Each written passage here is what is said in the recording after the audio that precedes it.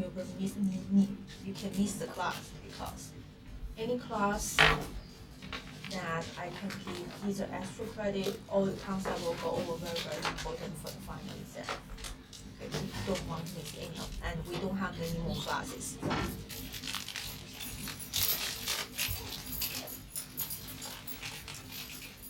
Okay, so on Friday, and the tutor will come here and go over chapter 7, 8, 9. Okay, because I will be in a meeting, and so the tutor will come here and between 1:20 and 2:20 and go over chapter 7, 8, 9. Then the Monday next week, I'm going to give you a quiz on chapter 7, 8, 9. Okay, we will not have midterm 2, so everything, after midterm 1 will be on the final exam. Okay. Any other question?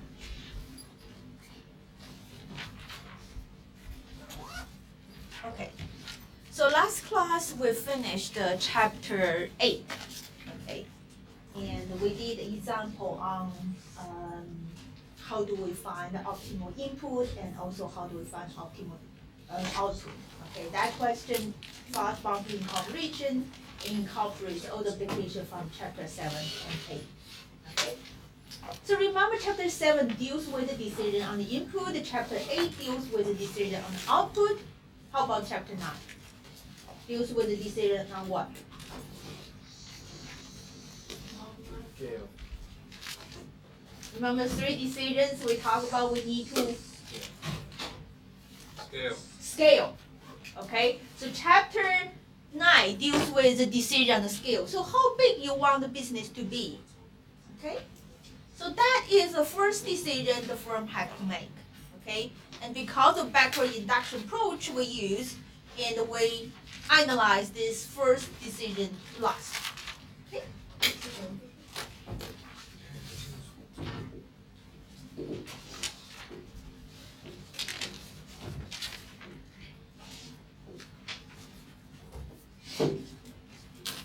So how do we make decision on the scale? To introduce this concept, I need to introduce another average cost curve. You guys have learned this cost curve. Okay, I'm going to put it right here.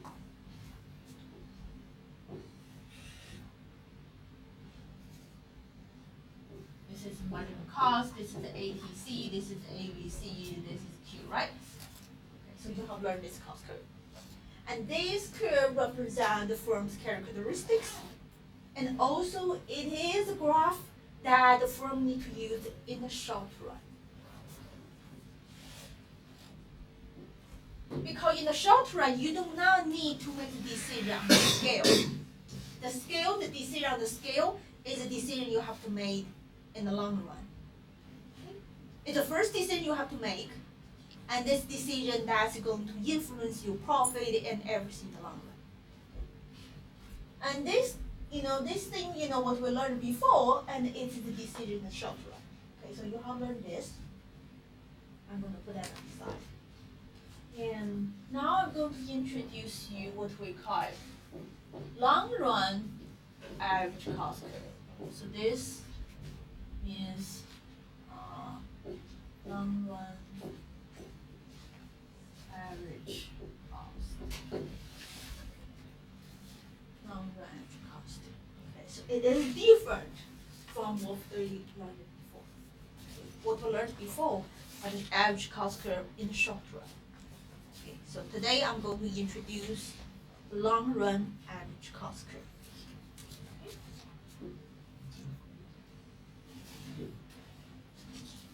Okay, this is still output. Okay.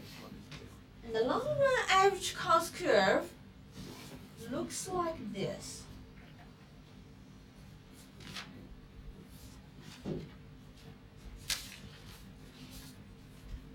It has the same shape. It has the same shape. But the interpretation of this long run average cost curve is totally different. Okay? So short-term average cost curve and tell you the average cost at each different output level. A long run average cost curve, no.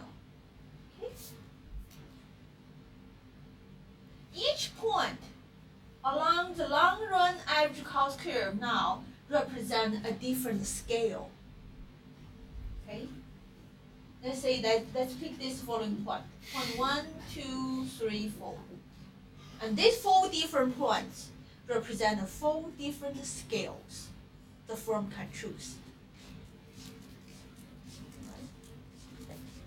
As we move toward that direction, move to the right, the scale increases. So the scale 2 is bigger than 1, scale 3 is bigger than 2, scale 4 is bigger than 3. So long run average cost curve represent an infinite number of different scales the firm can choose from.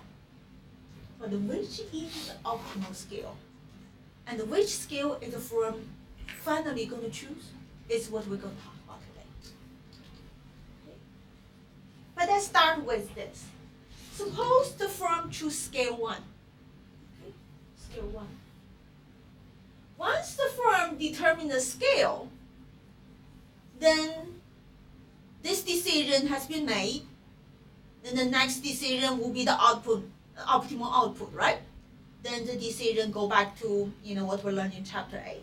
Go back here. So once the scale is determined, the next decision is based on the scale and determine the optimal output. And we know how to do this, right? We know how to find the optimal output once the scale is determined. Okay. So suppose the firm chose the scale 1. If the firm chooses the scale 1, and at this scale, the short-run average cost curve looks like this. This small curve here is tangent with this big curve at point 1. So this is the short-run average total cost curve. Then we draw the marginal cost curve right here. This is short-run marginal.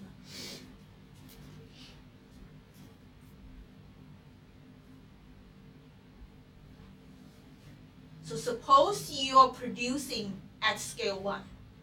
Once you know you're producing at scale 1, then you know based on this long-run average cost curve, then the short-run average cost curve and short-run marginal cost curve and is located right here. Is in tangent with long-run average cost curve at point 1.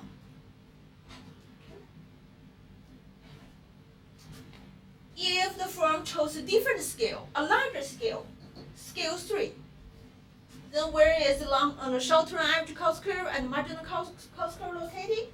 It's located right here.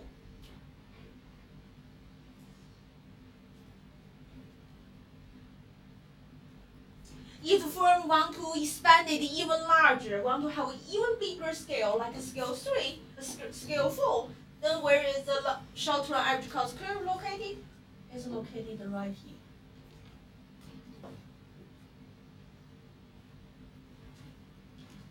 Okay, so that is the purpose of the long-run average cost curve.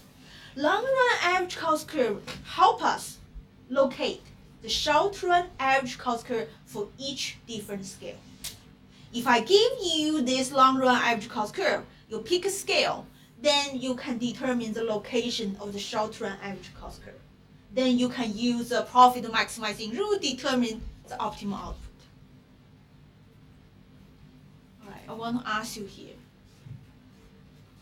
As the firm increasing the scale from 1 to 2 to 3, what's happening to the short-run average total cost curve? As the firm expanding the scale from 1 to 2 to 3, what's happening to the short-run average total cost? It's going down. Look at the little curve here. The little, I call it little ball, is going down, right? Every time you increase the scale, your short-run average total cost going down. Okay, what does this tell us? It tells you that expanding your business, have a bigger size, have bigger scale, benefit you, and make your average total cost go down. We call this stage here is economies of scale.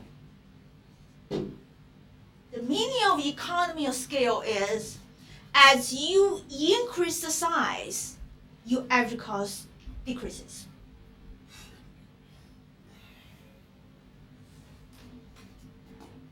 You can apply the economy scale in a lot of your daily activities. A lot of you live in the dorm, right? But do some of you live outside campus? Do you have roommates? No? Just one. Some people may have roommates. Why do they want to have roommates? Cost. Because when you have two people, share the rent, share the utility, the average cost goes down. Economy scale. Okay. And when we in China, actually, when we go out to eat, here, each person got entree, eat your own food. But in China, we got several dishes we share, and together, family style. And of course, the average cost per person is going to be much smaller compared with if you just go out to eat by yourself. Economy of scale.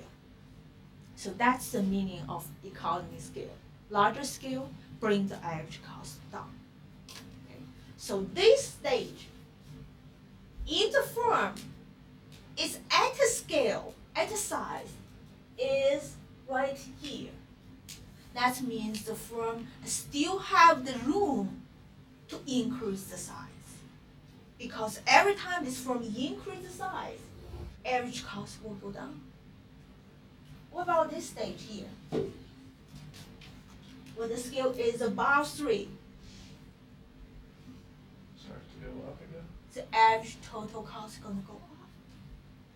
And we call this stage is diseconomies of scale.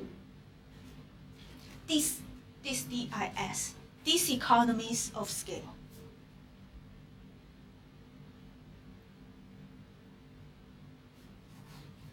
So, for any particular business, there is this long-run average cost curve. Which point you think the firm should choose?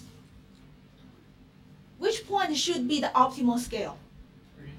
3. Because give you the lowest average cost. So if the firm clearly knows where the scale 3 is at, there's no problem. They can go directly into scale 3, right? But in the real world, the firm does not know where the scale 3 is. So what you're seeing out in the world is firms merge with other firms. Okay? You see a lot of merger. And then sometimes you see the firm, split up, and cut out some branches, overseas. Okay, so what you see in the real world is the firm is doing this. They increase scale to the point they think it's too big, they start cutting back. Okay, so eventually in the long run, give the business a long period of time, and they will figure out where is this optimal scale. Okay, but this is not a scale that is clear at the very beginning to any particular business. So you constantly seeing the movement. Okay, because if it's here, the firm will keep increasing scales, keep increasing until reach the point is too big and start cutting back. So you're constantly seeing this. So this is a very important concept, the economy scale and the diseconomy scale. So that's what is long run average total cost curve. It helps us to locate the short run average cost curve. Okay, so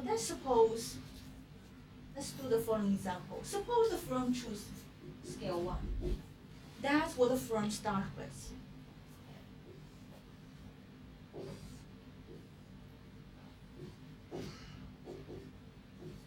And on the left side, I'm drawing a graph which represents the market of this product. Let's suppose this is iPod. This is iPod market. Okay, and we call this output market. And in a perfectly competitive market, the price of this product, iPod, is determined by the market. So the price the firm can sell at is P star, right? I'm going to extend this price to here. And I want to ask you, if the firm is using the scale 1, and the current market price is at P star, is this firm making a positive economic profit? Based on what we learned from chapter 8.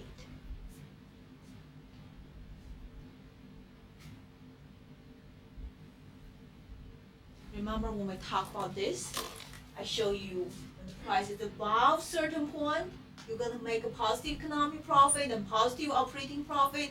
If it's in certain range, you're gonna make a negative economic profit but positive operating. And if it's below certain point, it's gonna make negative on both, right? Okay, at this current market price level, is this firm making a positive economic profit?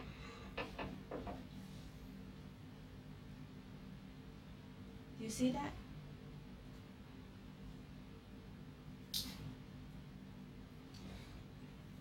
Can you see or not?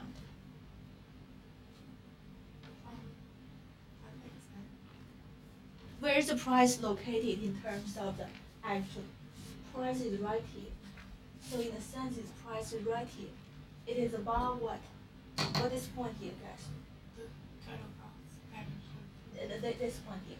The lowest point of ATC? Called what? Even break-even point. So right now, the price is above the break-even point, so the firm is making a positive economic profit. Okay. And where is the optimal output the firm is choosing?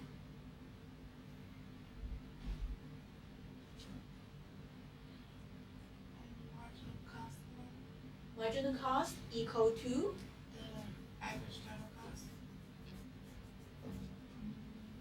okay, so what is the profit maximizing rule we learned to determine Q star?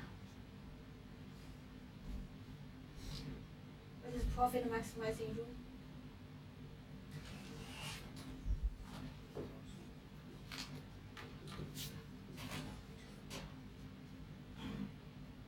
Marginal revenue in this case just Equals marginal cost. it is price. So profit maximizing rule is price equal to marginal cost.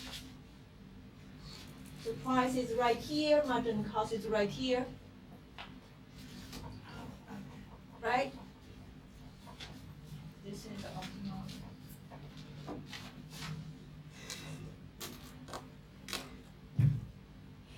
So at scale 1, the firm is choosing Q1 star. For this scale, the firm is maximizing the profit by choosing Q1 star. And it's making a positive economic profit. But do you think this firm should be content with this profit? This business should be content. Would you be content?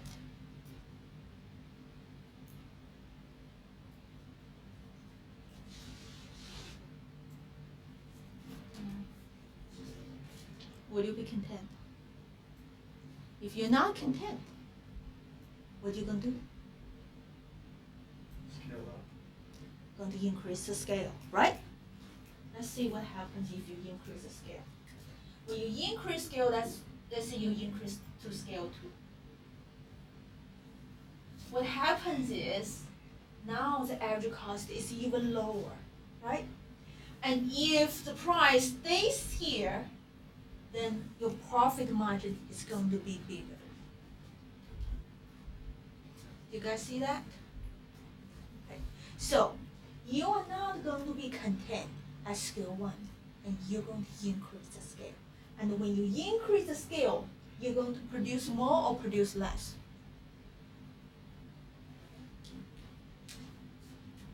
produce more or less? You increase scale, you produce more. Larger scale and make you produce more. So when you produce more, do you think that's going to impact this output market?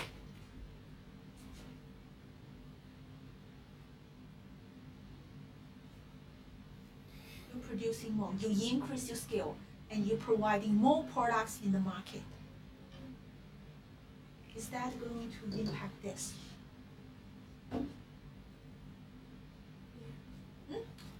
Which one? How this going to be? The supply. Supply is going to be? It's going to increase, right? And if supply is going to increase, it's going to shift to the left or shift to the right? Shift to the right, okay? Either demand or supply, whenever one of them is increased, it's going to shift to the right. Okay, and tell me if the supply curve shift to the right, and what's happening in this market? What happening?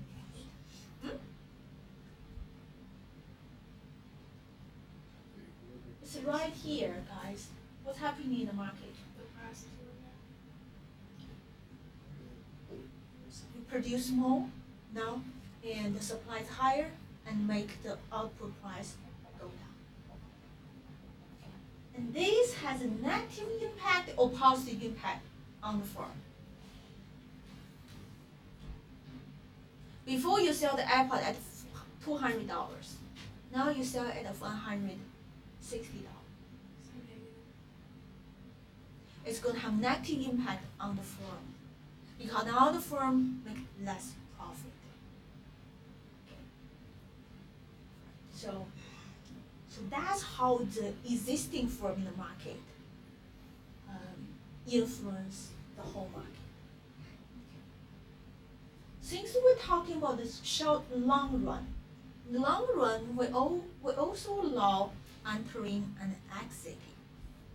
If we allow entering and exiting, and if the firms are making some profit in this market, there is a positive profit margin existing in this market. What do you think the firms outside this market are going to do?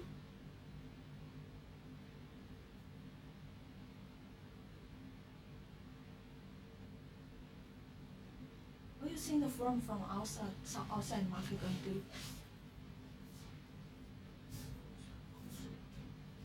Casey, do it. What the firm from the outside market going to do when they see the profit margin in the market? Apple company is making a lot of profit by making iPod. Samsung, CEO, and Panasonic firm, Panasonic company sees that. A lot of other electronic companies see the huge profit made by the Apple company. So what do you do? Don't look at other people, I'm asking you. I don't know. Getting that market. They're going to come making the similar product. No, there is a positive profit margin in this market that's going to attract the firms outside and come in to make similar products. So when that happens, do you think that's going to affect this market as well? How? In which way? So not only existing firm are going to produce more, actually firm from outside the market are going to come in and producing similar products. Since there's a lot of companies coming into it, then the price will fluctuate. on Yes. the- How is it going to fluctuate? Depending on what price you were originally set at. Price right now stay here, P stop line. If other companies come in and make it for less, then you're, If the other firms coming in, which curve here is going to be affected? Other firms start coming in, producing the similar products. That is impact on the supply or impact on the demand. supply. Some firms are come in and start producing similar products. when they start producing, you're gonna see more and more goods in this market. A lot of MP3 players. So this is the impact on supply or demand? The supply. Okay? So the supply is going to go up or go down?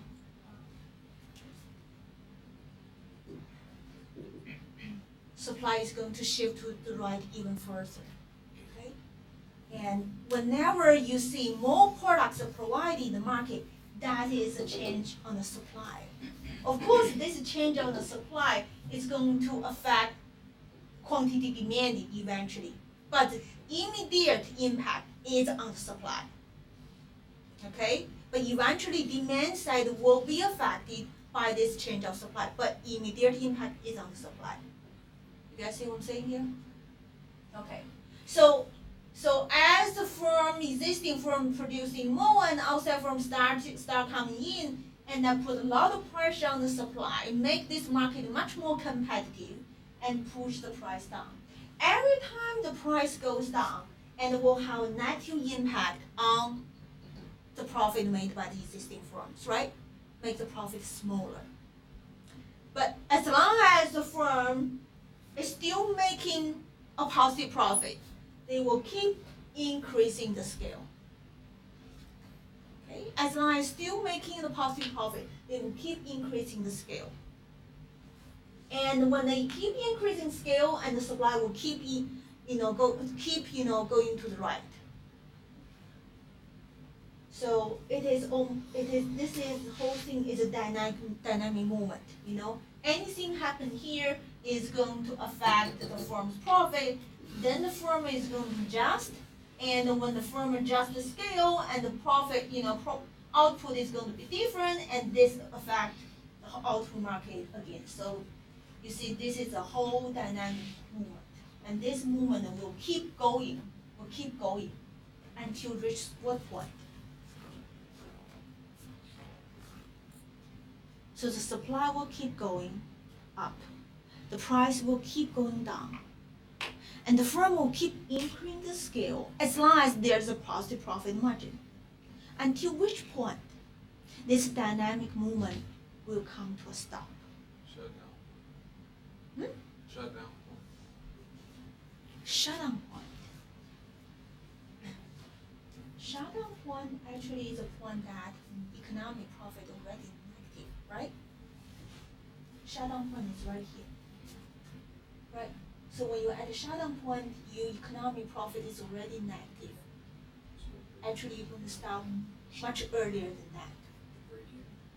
Because you, in the long run, you're not going to stay in the market if the economic profit is negative. Remember, we talked about that, right? So in the long run, you're only going to stay in the market, or you're going to be indifferent between staying in and staying out is when the economic profit equals zero. So actually, I think what you want to say is the point when the economic profit equals zero, and it is the point when the price is at break-even point. When the price is at the break-even point, the existing firm makes zero profit. They have no reason to change the scale now. If they change the scale, okay. If the firm is right here, okay, which is the lowest point of long-run average total cost curve, okay, and also the price is pushed down to this one here. So suppose the firm has increased scale to this point, and the price has gone to this, and you are producing at this output level, okay? And you don't want to either increase or decrease scale, because every time you increase or decrease scale, your average cost is going to go up, and you're going to make a negative economic profit, right? Okay. And since you're not going to increase or decrease scale, and you're not going to produce more, okay? And how about outside firm? When the outside firm sees that all the economic profit opportunity have been exhausted, they will stop coming in. So that means the supply curve will stop right there. So if we expand this like this,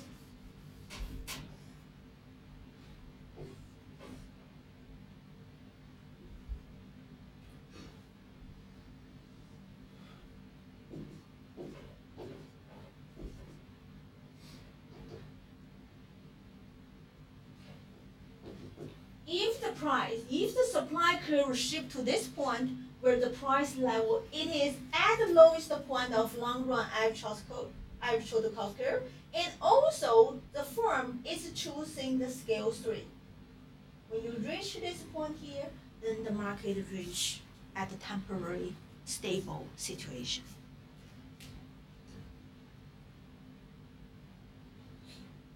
Does this make sense?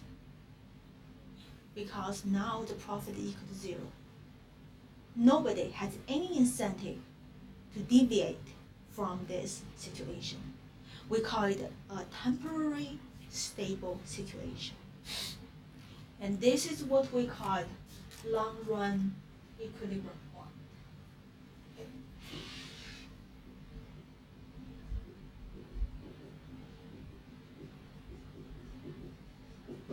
So long run equilibrium point is when the price equal to long run average total cost curve equal to short run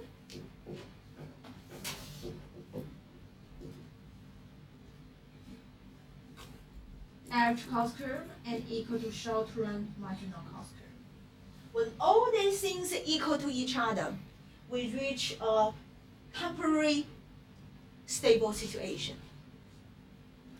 Why we call it temporary? Why we call it temporary?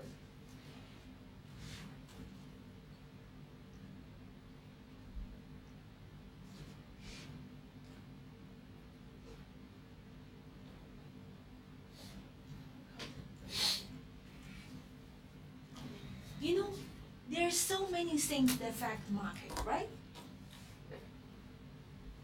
These things, as long as any external factor change, supply or demand may be affected. Let's say there is some strike on the workers' wage. You know, there's strike. The worker wants to increase the wage, okay? And that's going to affect the market. And when anything change in the market, anything, okay, in the change market, the equilibrium point will change. And when the equilibrium point is changed, the price will go down or go up.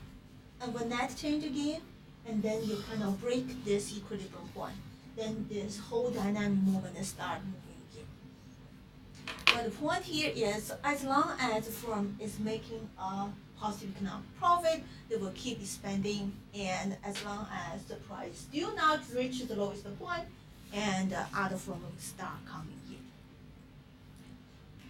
This question here will be on the final. How do I ask this question? I ask you how the long run equilibrium point in a perfect competitive market is realized. So I will ask you to draw this graph and also use the words to describe the interaction between the firm and the market, and how they influence each other, how they affect each other, and how this long-run equilibrium is realized throughout this dynamic movement. So this is 20% in the final. Okay.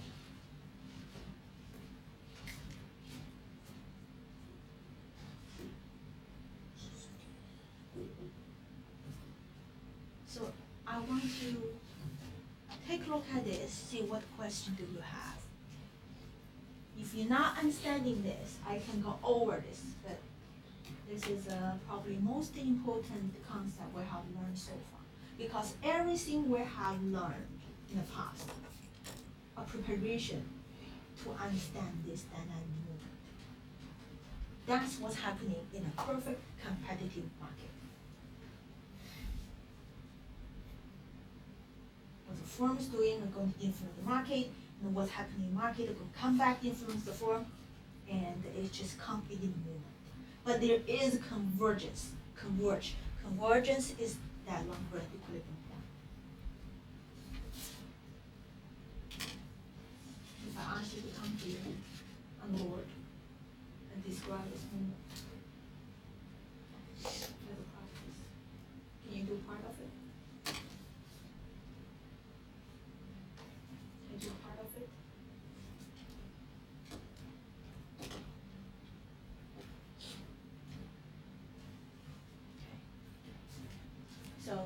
Somebody says no, I guess I'll take that, yes. This is open market, okay? And this graph here, remember, represents the firm.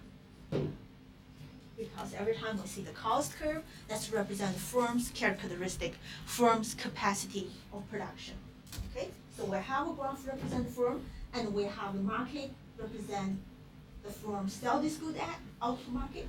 And we know there's some interaction between these two, between the firm and output.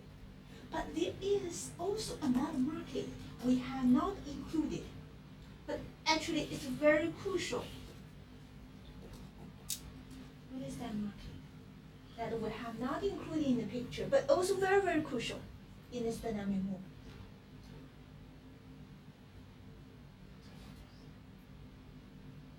When the existing firms start producing more, and outside firms start coming in producing similar products, we know that's going to affect the output market. What other market that's also going to have impact on? Consumers. What do you mean, consumers? The input. Yeah, the input. Say it louder. The input market. Input market. So if we're talking about the product iPod, what I consider as input market? People that buy the iPods. Louder, People you that know, buy your the voice, iPods, huh? Consumers. Consumers. What do we mean by inputs? Well, for that, What do we mean by inputs? How you make it? The things that you use to make the product, right? What are the things you use to make iPod? You guys have everybody has an iPhone. What do you use to make that? very tough. Huh? Plastic, Here's chips, engineer to design it, right? The worker to assemble it, right? All those things are considered the input to make iPod. So when the firm start producing more and more of these products, how that's going to affect the input market? They're gonna need more and more stuff. They're gonna need more and more inputs, right?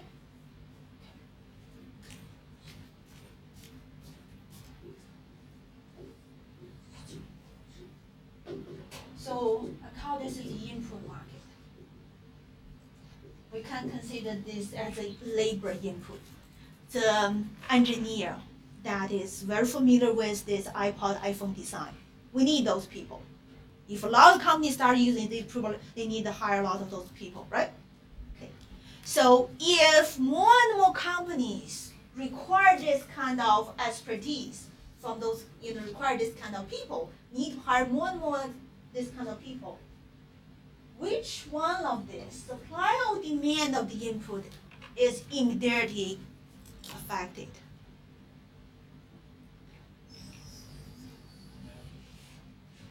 Say what?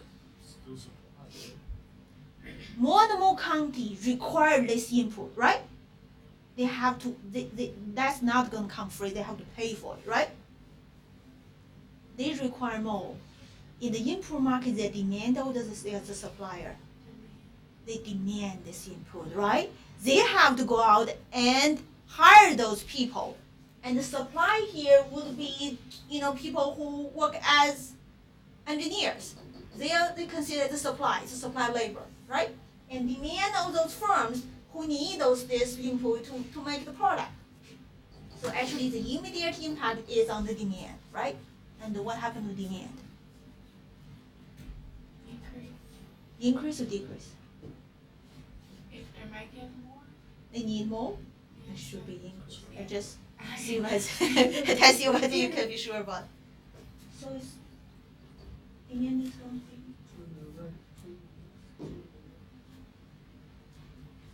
Question? So demand is going to be higher. I'm going to ask somebody here. See who else are following me. Now those companies require more and more this input. The demand is higher. When the demand is higher, what happened to the price of the input? Huh? Price of the input is increases. Is this good news or the bad news for the firm who are making iPod? Bad? Does anyone will think it's good news? It's bad news, right? Why? Because you're going to pay more to make it. So the input price originally here, now it's right here. So now you see what's happening here not only have impact on output market, it also has impact on input market. And what's happening here come back influence what firm gonna do. Okay. Now look at this. Suddenly the input price is higher. How this going to affect this graph here? Now it's more costly for the firm to produce. How this graph here, how this change here affect this graph?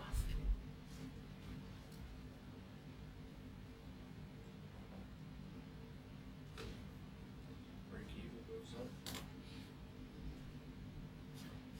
The whole long run average cost curve is going to go up.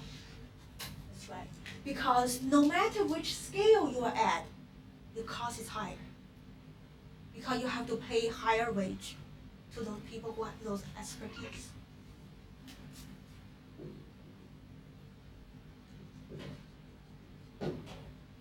So long run average cost curve shifts up, and due to the higher price of the input. So actually this will make the profit made by the firm smaller, right? So actually make this dynamic movement last actually shorter. And now it's easier or take less time to reach this long run equilibrium point, which is the point that zero profit is realized. So I'm going to kind of summarize the moment here again. So if you start from the scale 1, you're making positive profit. And you're not going to be content with this profit, so you're going to increase the scale. When the scale is increased, that's going to put pressure on the supply. And when the supply shifts up, and the output price is going to go down. And when the output price goes down, and that's going to make its profit smaller. So that's the interaction between these two. And how about this?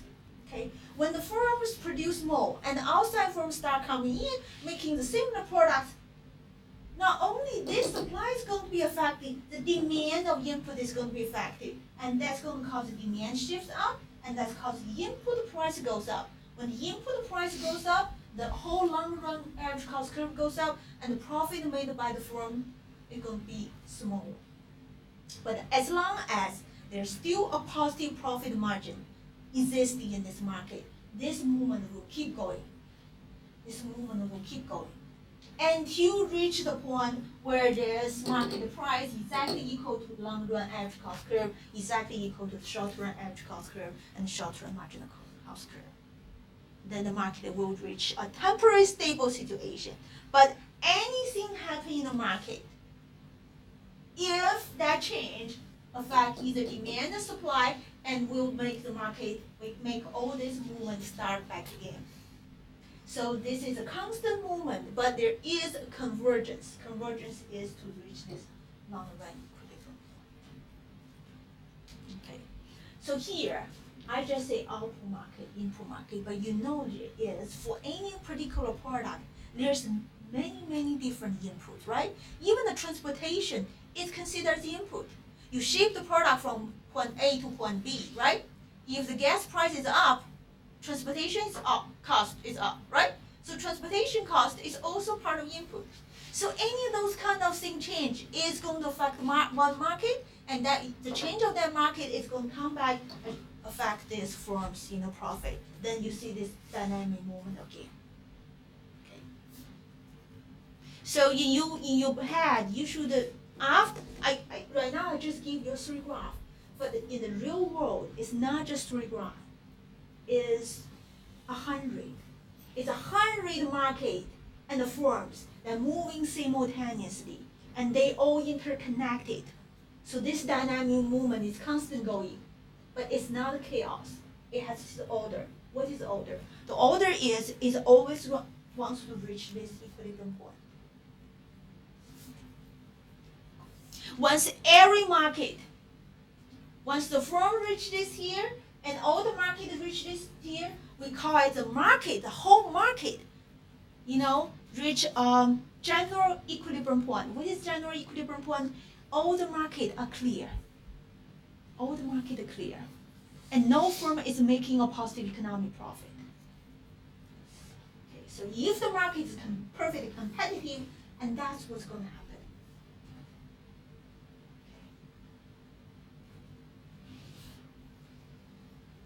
So all this market and firm constantly moving.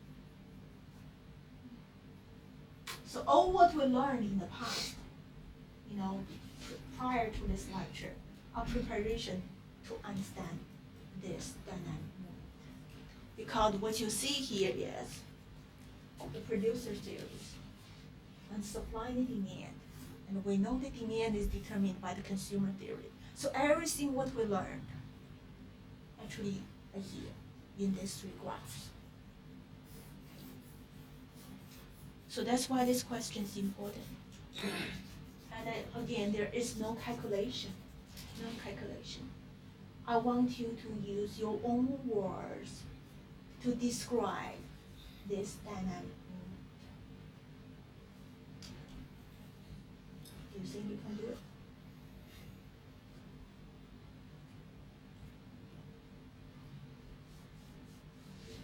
Question. Ask me a question here.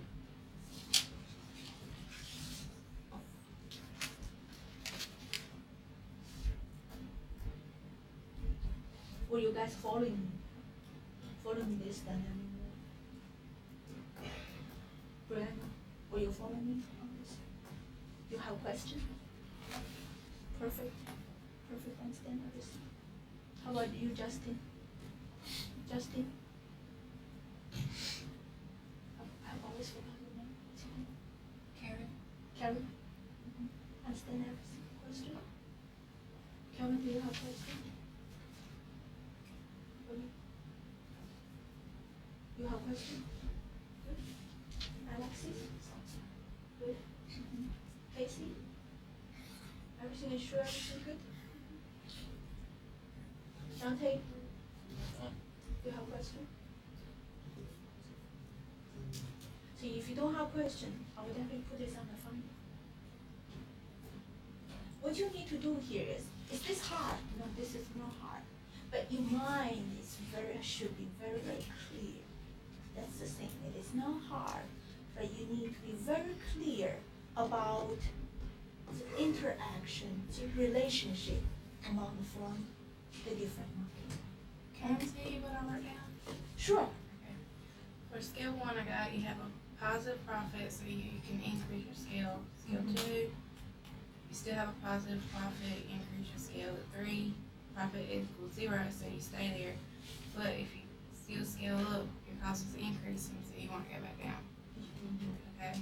And if your output price increases, you make more profit. And if your input price increases, you make less because it costs you more. Output price decreases, you make less profit.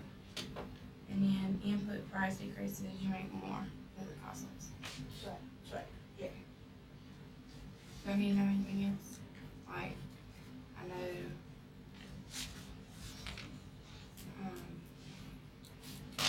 All the pieces there.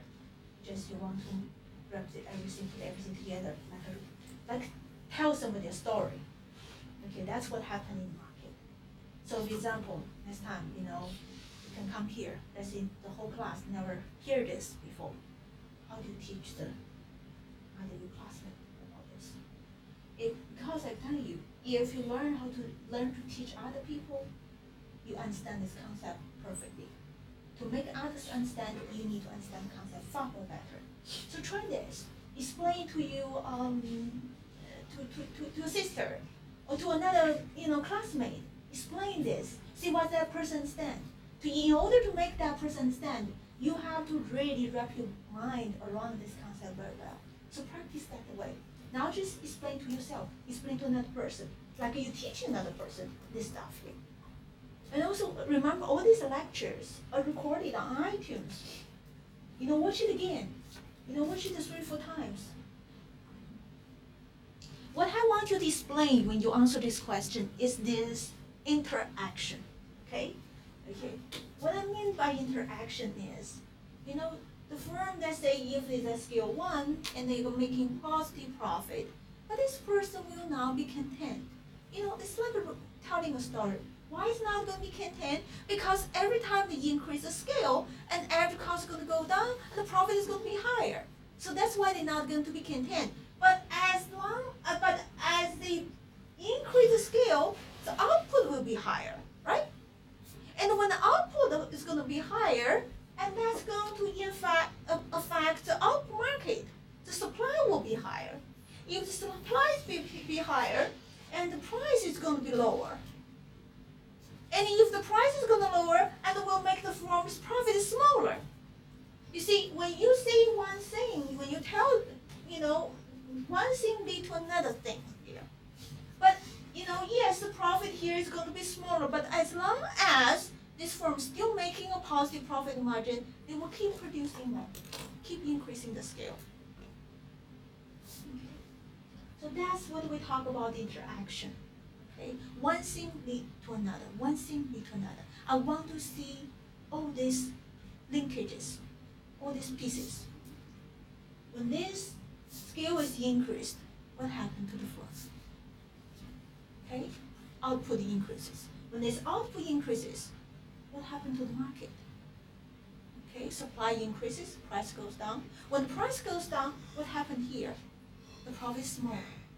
Okay, so I want you to show all these steps, all these linkages when you answer the question.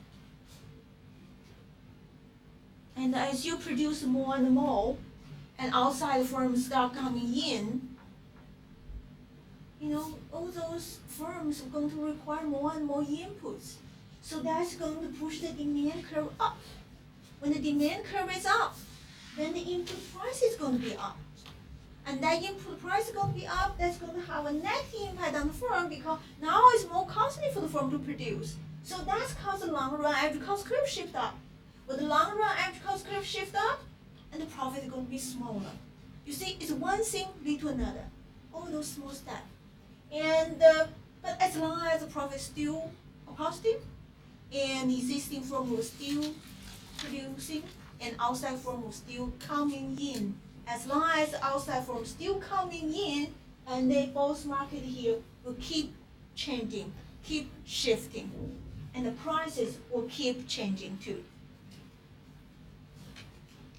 So I want to see all these small pieces, all these linkages, all these connections here, and explain it. If you tell the story yourself as a practice, prepare for the final, well, practice 5 times if you can. Basically, I give this question so you can get 20% full credits. Because you already know what's on the final. You just need to study.